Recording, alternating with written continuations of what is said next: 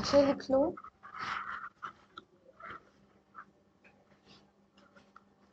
Online proof नहीं समझ आएगा इसका, चाहे जितनी कोशिश कर लेना।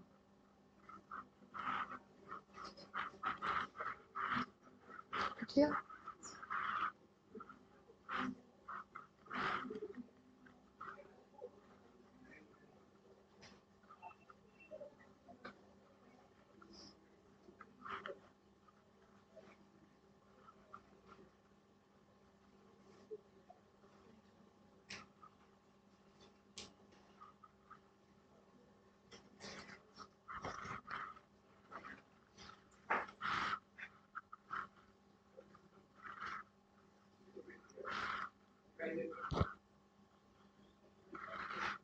हो गया? सबका नोट हो गया?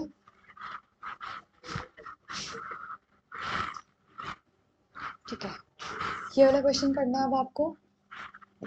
ये CUET का क्वेश्चन है, मतलब ये CUET में आया था क्वेश्चन, 1 मार्क का क्वेश्चन है।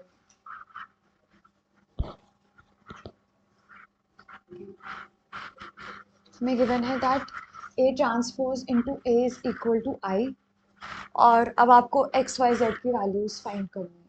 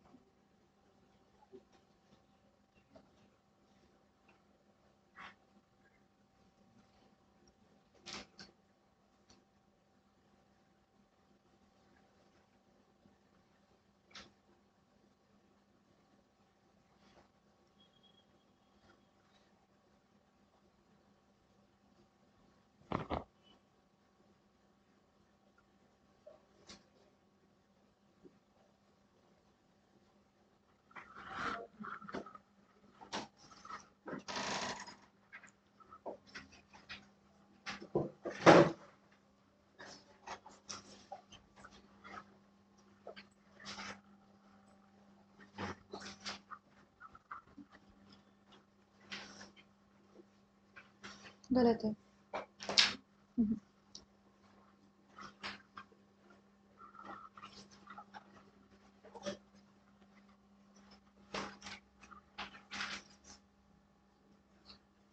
कितना आ रहा है मल्टीप्लाई करके? गलत है, गलत है। करो करो, आप आगे करो।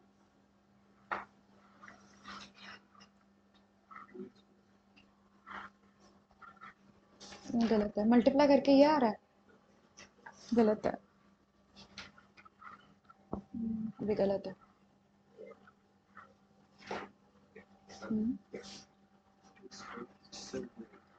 ए ट्रांसपोज को ए से मल्टीप्लाई करना है। हाँ, ए ट्रांसपोज को ए से। नहीं नहीं नहीं, ए ट्रांसपोज पहले है, ए बाद में है। ए का रो लेना है और बी का कॉलम। ए ट्रांसपोज के रो को ए के कॉलम से मल्टीप्लाई करना है, नहीं कर।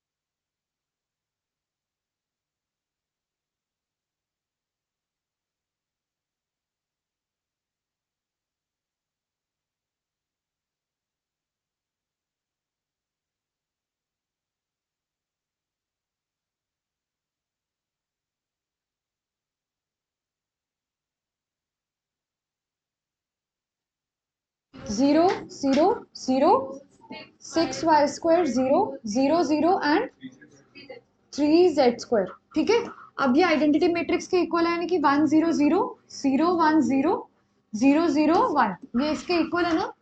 ठीक है, अब कॉरेस्पॉन्डिंग वैल्यूज इक्वल होंगे, 2x square is equal to 1, x is equal to plus minus 1 over root 2, 6y square is equal to 1, y is equal to plus minus 1 over root 6, 3z square is equal to 1, so z is equal to plus minus 1 over root 3।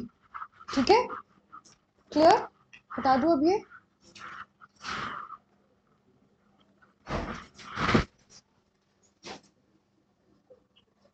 हो गया, हटा दूं अभी। चलो multiply करो।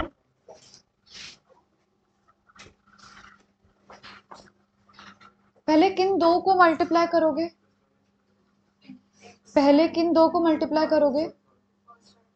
First और third को? First और थर्ड बोला आपने?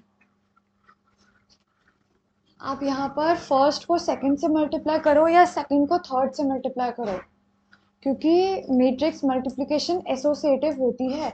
आपने ये पढ़ा है ना, दैट ए बी सी दिया हुआ है तो ए बी इंटू सी या फिर ए इंटू बी सी, ये चीज सही होती है। बट आप कभी भी ए और सी को मल्टीप्लाई नहीं कर सकते हो। ऑर्डर देख लो एक बार, यहाँ पर 1 क्रॉस 3 है इसका ऑर्डर, और इसका ऑर्डर क्या है 3 क्रॉस 1। ठीक है, ऑर्डर इधर सही बैठ रहा है, बट जरूरी नहीं हमेशा सही बैठे ऑर्डर। क्लियर? तो कभी भी एक्सट्रीम्स को मल्टीप्लाई नहीं करना, हमेशा पहले दो या फिर बाद के दो को करना है।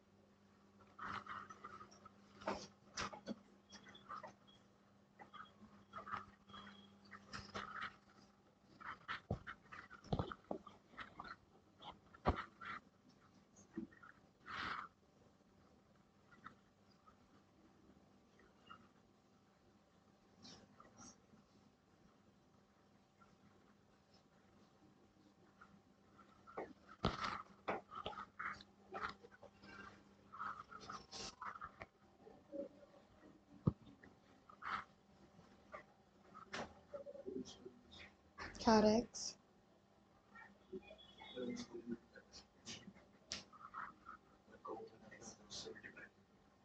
किससे मल्टीप्लाई नहीं हो रहा?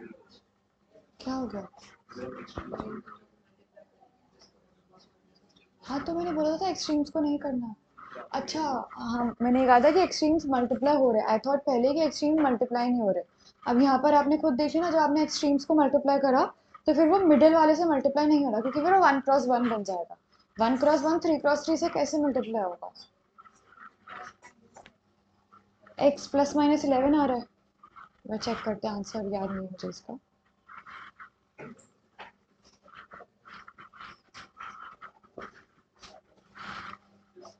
अभी अभी मैंने मना करा एक्सट्रीम्स को मल्टीप्लाई करने से, तो वही करके देख लिया। अरे नहीं, मैंने कहा इस केस में दोनों मल्टीप्लाई हो रहे हैं, बट आंसर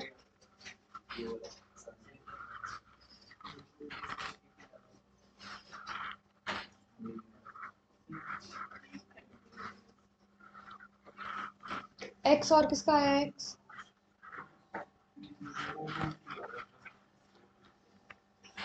√48 आ रहा है। हाँ, √48 सही है सिमरन, √48 प्लस माइनस √48 4√3 है।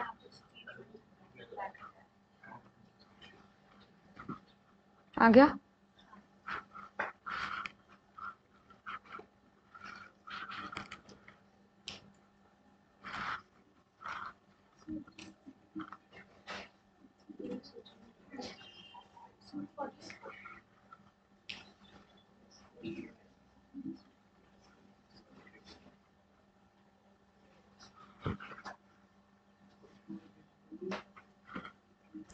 अरे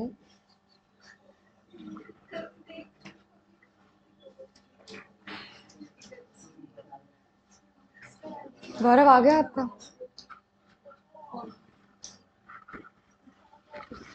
क्वेश्चंस कर लो जल्दी।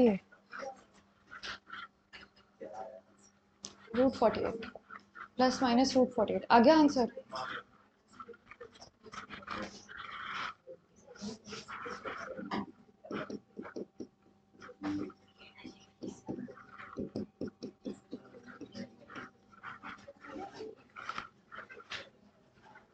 ठीक है, लास्ट सेट ऑफ क्वेश्चंस जल्दी करो।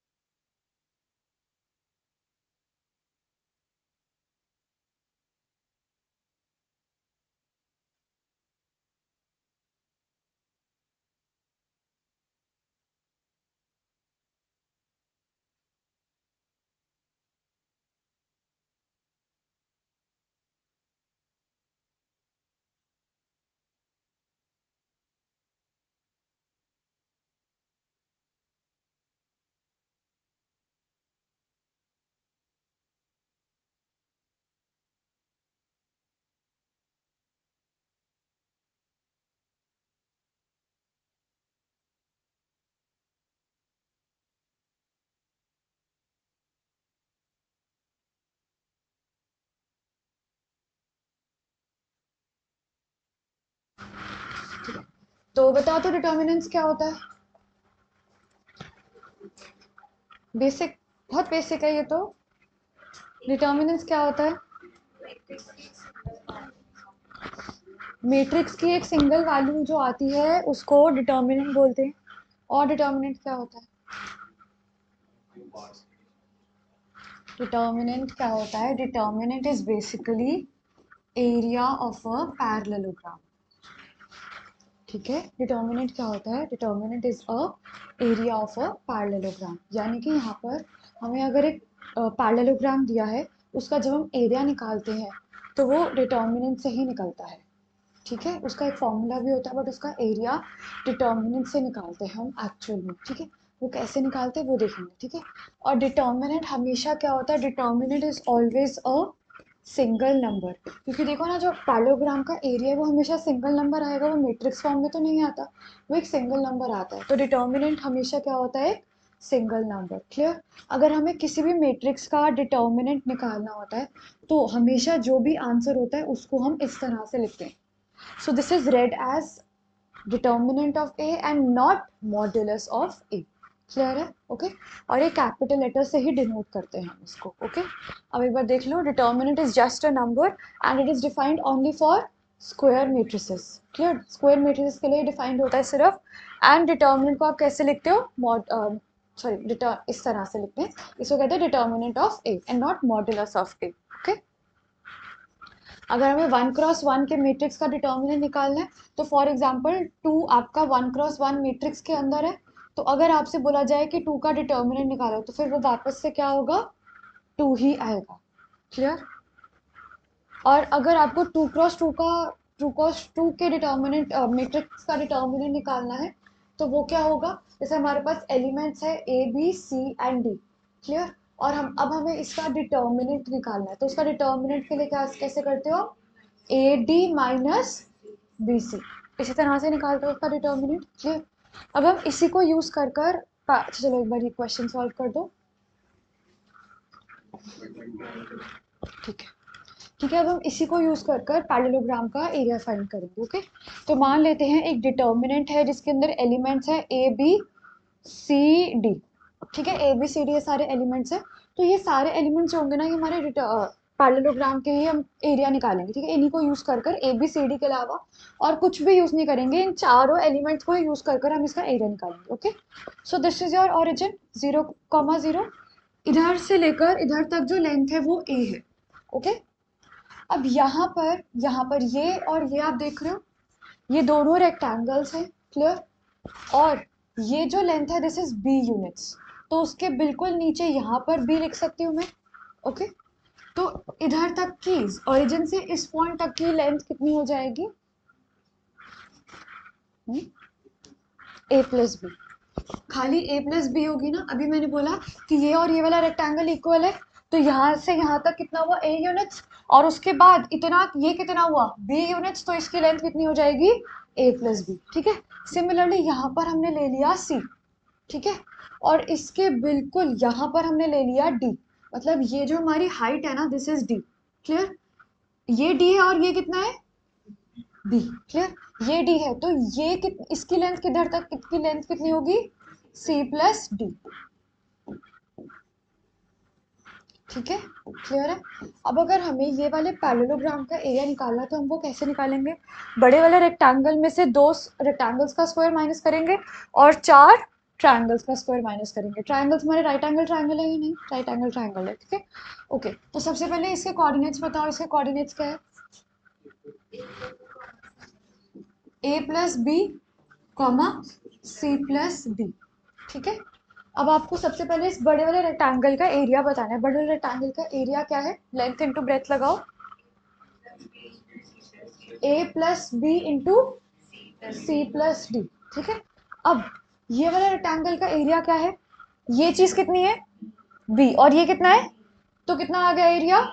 B D. ठीक है, ये वाला रेक्टेंगल का एरिया बताओ क्या है? ठीक है, यहां से लेकर यहां तक कितना है? डी, और ये कितना है? बी। ठीक है, कोई डाउट है? ओके, नीचे वाले ट्रायंगल का नीचे वाले ट्रायंगल का एरिया बताओ। राइट एंगल ट्रायंगल है हाफ, बेस कितना है, बेस डी, और हाइट कितनी है ए, ठीक है। यहां पर हाफ, बेस कितना है बी, और हाइट कितनी है, ओके यहां पर आ जाओ, हाफ, बेस कितना है क्या डी, और हाइट कितनी है ए। डाउट है, यहां से लेकर यहां तक ए प्लस बी है और यहां से लेकर यहां तक बी है, तो ये बचा हुआ ए आ जाएगा ना। ओके यहां पर बताओ हाफ, बेस कितना है बी, और हाइट कितनी है सी, क्लियर। अब हमें ये सारी जो हमने बाहर वाली एरिया निकाली ना अदर देन द पैरेललोग्राम, वो सब कुछ अब हमें उससे सब्ट्रैक्ट करना है, ओके। तो सबसे पहले b इंटू डी है वो 2 बार आ रहा है, तो क्या लिखोगे -2bd, क्लियर। उसके बाद हाफ बी सी कितनी बार आ रहा है, 2 बार आ रहा है, तो हम लिखेंगे -b इंटू सी। फिर हाफ डी ए 2 बार आ रहा है, तो -da, क्लियर। सॉल्व करो, ये क्या होगा, AC plus AD plus BC plus BD -2BD minus BC minus DA, clear. तो अब देख लो जो भी कट हो सकता है वो देख लो। ओके क्या बचा, AC माइनस BD, क्लियर। तो ये आ गया इस पैरेललोग्राम का एरिया। और यही चीज अगर आप डिटर्मिनेंट से निकालोगे तो इसका डिटर्मिनेंट क्या आएगा, AC माइनस BD, ठीक है। ओके तो 2x2 का डिटर्मिनेंट कैसे निकालते हैं वो सब पता है आपको, पता चल गया हुआ, एंड उससे एरिया कैसे निकल रहा है वो भी समझ आ गया, ओके। नेक्स्ट 3x3 का किसको आता है डिटर्मिनेंट निकालना, किसको नहीं आता डिटर्मिनेंट निकालना 3x3 का, ओके।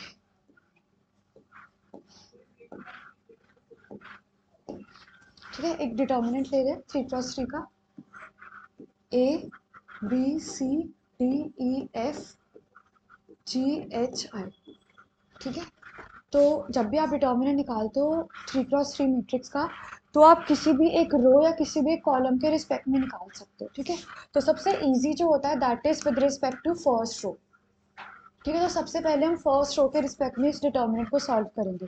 सॉल्व करते समय आपको फर्स्ट रो के जितने भी एलिमेंट्स है ना उनको कुछ डिस्टेंस पर लिख देना होता है, A B और C, ऐसे हमने कुछ डिस्टेंस पर लिख दिया।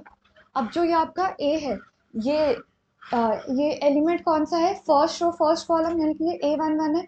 तो इसके लिए आपको क्या करना होता है, आपको इसके लिए first row and first column को हाइड करना है, यानी कि A जिस भी रो में लाई कर रहा है उसको, और जिस भी कॉलम है उसको हाइड करना है।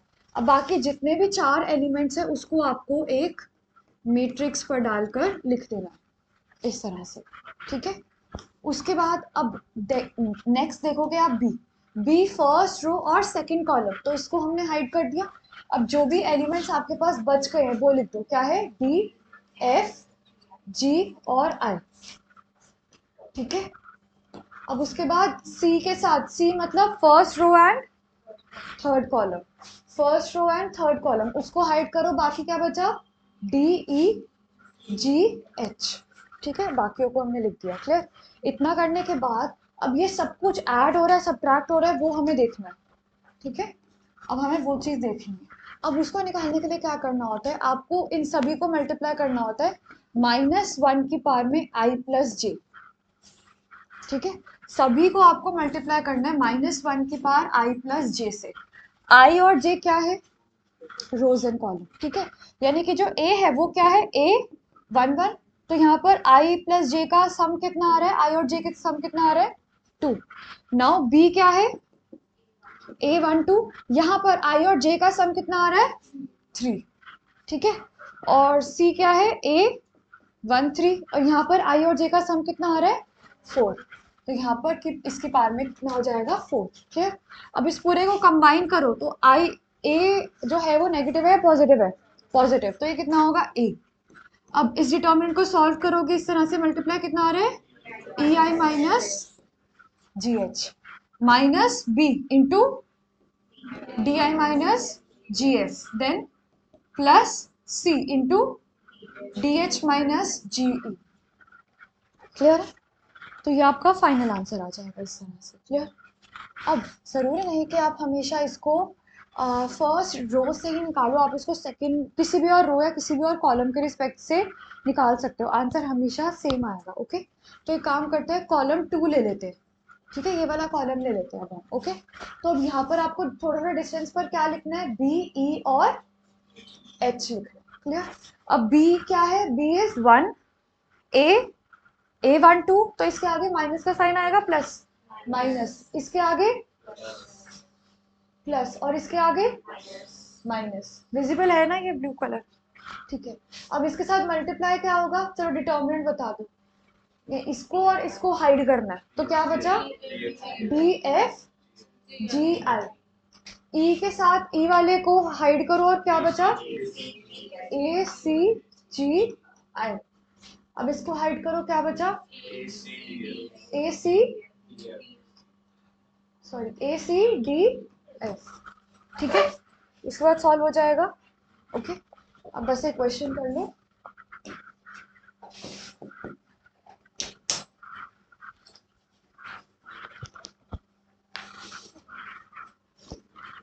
तो आपको क्या करना है, यहाँ पर 2 4 और 6 को थोड़ा थोड़ा डिस्टेंस पर लिखना है। 2 के आगे माइनस का साइन, 4 के आगे, सॉरी 2 के आगे प्लस का साइन, 4 के आगे माइनस का साइन और 6 के आगे अगेन प्लस का साइन। ठीक है, तो यहाँ पर आप जब भी डिटर्मिनेंट सॉल्व कर रहे हो, आप इस डिटर्मिनेंट के ऊपर ही प्लस माइनस प्लस लिख सकते हो। तो उस हिसाब से +2 -4 एंड +6 लिख दिया आपने पहले, और इसको मल्टीप्लाई अब आप करोगे 5 -1 3 7 से। अब आप इसको मल्टीप्लाई करोगे 0 3 -1 7 से, और आप 6 को मल्टीप्लाई करोगे 0 5 3 1 से। आंसर क्या आ रहा है, आंसर -20 आ रहा है सबका।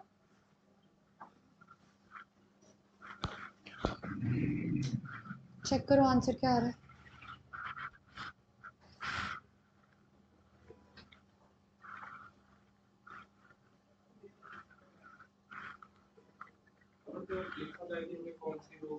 किसी से भी निकालो, आंसर सेम आएगा।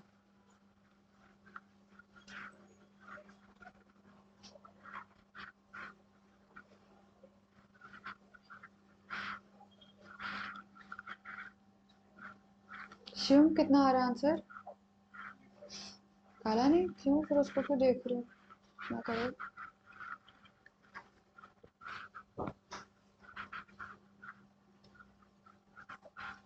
अभी प्रॉब्लम आ रही है।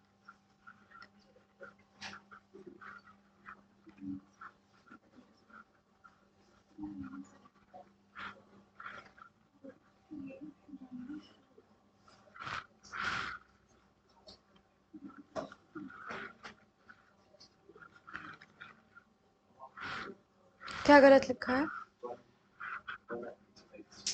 5, अच्छा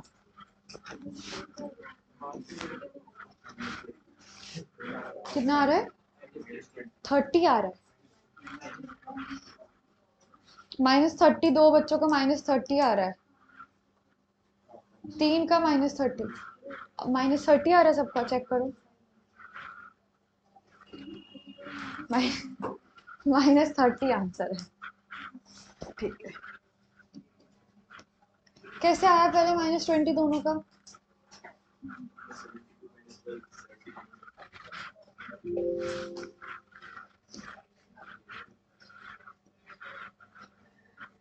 ये करना,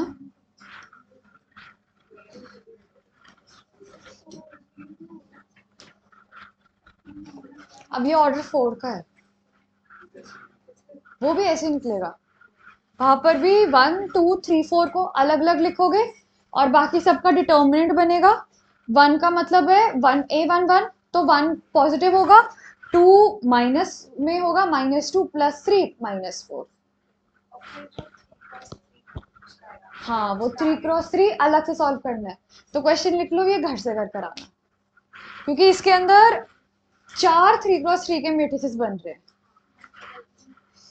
ठीक है, तो क्वेश्चन लिख लो खाली, ये घर से कर लेना। लिख लिया सबने, नोट कर लिया?